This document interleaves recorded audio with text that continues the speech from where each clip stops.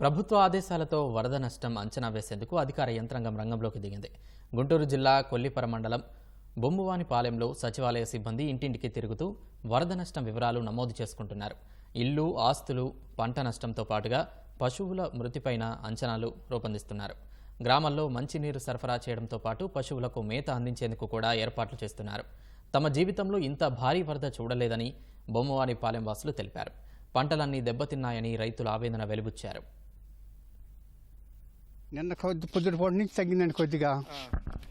నష్టపోయిందండి, ఏమీ లేదండి. తింటాను మంచిలు కూడా లేవు, కూరగాయలు లేవు, ఏ పాలు లేవు. అరటి, పసుపు, కంద చచ్చిపోతే ఇంకేముంది. లోపలంటే పైన ఇది వచ్చి నాకు అదే ఉంటుందండి. మొత్తం కులుడే, పసుపు కానీ అరటి కానీ మొత్తం పెట్టుబడి పెట్టకండి. ఒక్కొక్క దానికే ఇప్పటికే 3 కోటాలు వేసేసామండి. దగ్గర ఒక్కొక్క దానికి ఎకరానికి 50,000 రూపాయలు పెట్టేసాం ఇప్పటికి.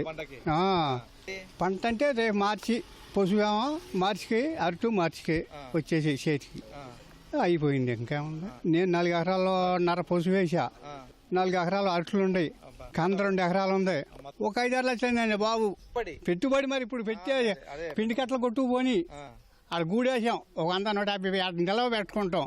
ఈ పడవల మీద జారేసుకోలేక మొత్తం సపాస్ అయిపోయి సమస్యలు ఏమన్నా గోడను చూసుకుంటే మేము ఉంటాం కదా. ఎంత వచ్చేదాన్ని మేము అనుకోవాలి అసలు.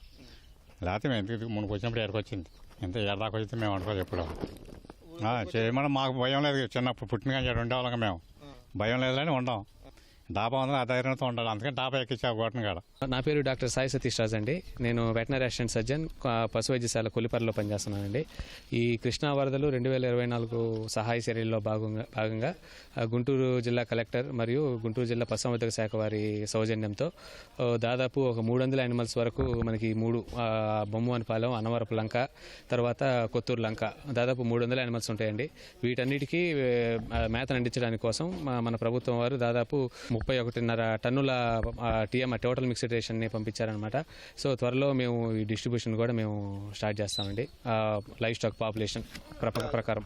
తర్వాత ఈ ప్రభుత్వం వారు ఇచ్చే ఈ టీఎంఆర్తో పశువులు చాలా వరకు మనకు తట్టుకుంటాయండి. తర్వాత ఈ డిస్ట్రిబ్యూషన్ అయిపోయిన తర్వాత హెచ్ఎస్ వ్యాక్సినేషన్ అంటే గాలికుంటూ గొంతువాపు వ్యాధులు, తర్వాత ఒక మనకి ఫ్రీ క్యాంప్ అని ఒకటి పెట్టేసి బలం మందులు కానీ మినరల్ మిక్సర్ కానీ ప్రభుత్వం వారు సప్లై చేస్తాం, మేము పెడతాము.